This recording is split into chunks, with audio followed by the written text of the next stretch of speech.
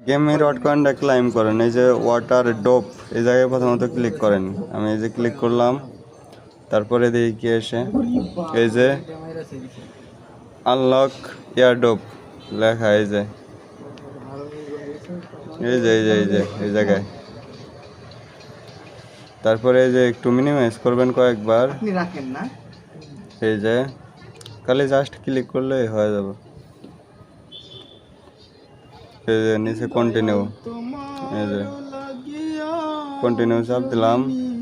Show মাই watt, এই যে আমার মনে হয় 1205টা ছিল, চাপ দিলাম। এটিতে কনভার্ট করে 668টা দিছে। এই যে আবার নিচে কন্টিনিউ, এই যে কন্টিনিউ চাপ দিলাম।